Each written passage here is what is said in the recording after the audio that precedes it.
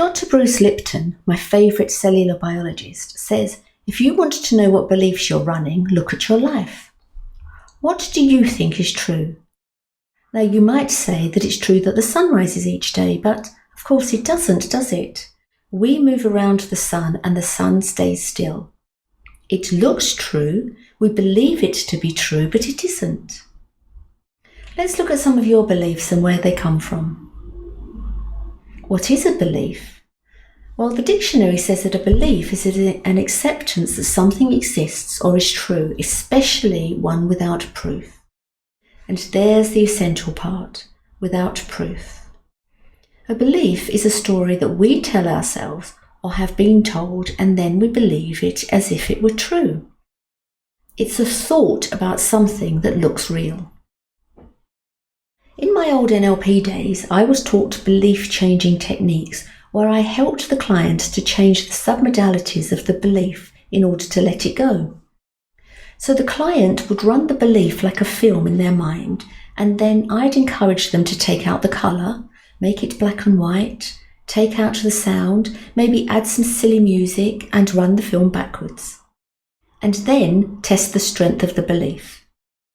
And this would continue until there was no feeling left in the belief. Did it work? Well, it certainly worked in the session, but I'm not sure about long term. But it was exhausting and unnecessary because once you see a belief for what it is, just habitual thought, why would you need to do so much work? Do you believe that your beliefs are yours? How about the belief that you shouldn't leave food on the plate as that's a waste? Is that your belief, or did it come from your parents? We inherit so many beliefs about how we should show up in the world from those around us. Parents, siblings, family members, friends, and even social media. So let's think about some of the things that you believe. Do you believe that you're a certain type of personality?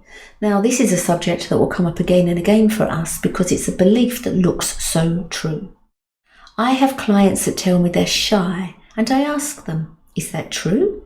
Is it true in all circumstances?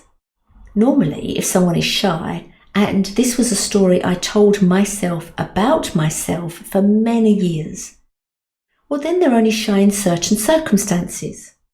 I wasn't shy with my friends or family. I wasn't shy with my work colleagues unless I had to stand in front of them to do a presentation. I was shy meeting new people or going to new places. How?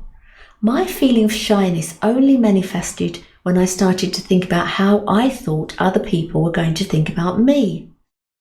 If I had to meet new people, I got very self-judgmental, and then I projected my judgments onto people I hadn't even met yet. I started to imagine what they would think of me, and it was never good. No wonder I felt uncomfortable meeting new people. But once I saw that it's impossible for me to be shy, it's only possible for me to experience shy thoughts, the feeling evaporated. Oh, it comes back occasionally, but now I can see it for what it is. So I hope you can see when you have a belief about yourself, about a personality trait, it's just a belief about who you are in this minute, and it's not true. How about the belief that you have to have a goal? We get told that we should have a goal, and if we don't, we won't know where we're heading. And there's a research study that's often bandied around to validate this opinion. You may have heard of it. It's the famous Class of 1953 study at Yale University, which followed the lives of a graduating class of Yale University over a 20-year period. At the end of that time, the 3% of graduates who had clear written goals had out-earned the other 97% of the class combined. An impressive statistic, if it were actually true. But it appears there is no record of the study ever having been done at Yale, Princeton, or any other Ivy League university. It's an urban myth that people believe to be true. Or how about the belief that you'll be happy when you have fill in the blanks? It could be more money, a relationship, a bigger house, or a car. Is this true? If it were really true, then anyone with a healthy bank balance or 4 bedrooms would be blissed out. Stars of screen and music would never appear in gossip magazines complaining about their life. But if something apocryphal happened tonight, and when you woke up tomorrow you were the only person left alive, would you want a big house or a huge car? I'm guessing not. So why do you want them now? To show other people how successful you are? To keep up with others? That doesn't sound like happiness to me. So is it true that you'll only be happy when you have any of these things? Or there's a belief that money equates to security.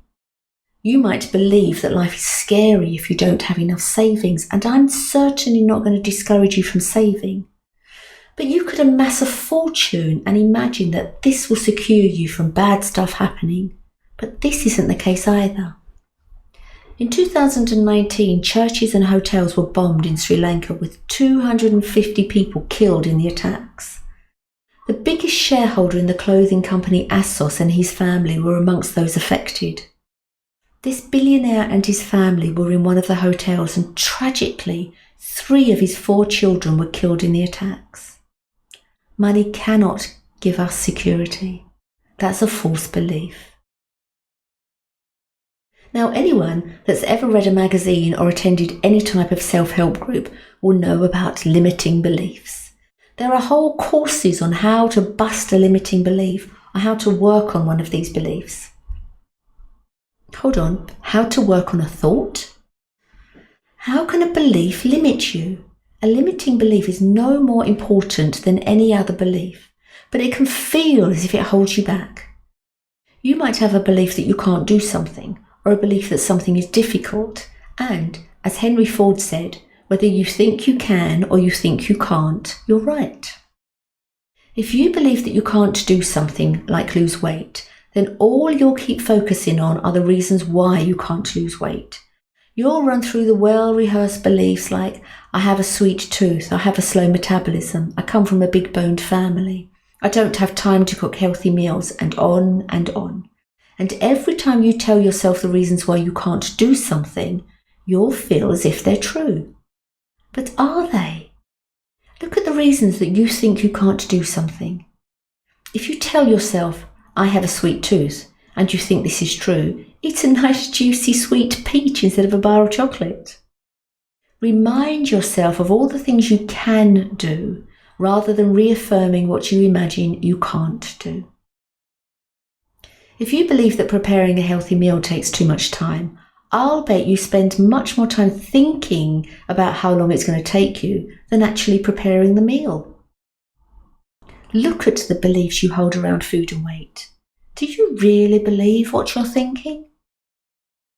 Now, beliefs are sneaky suckers.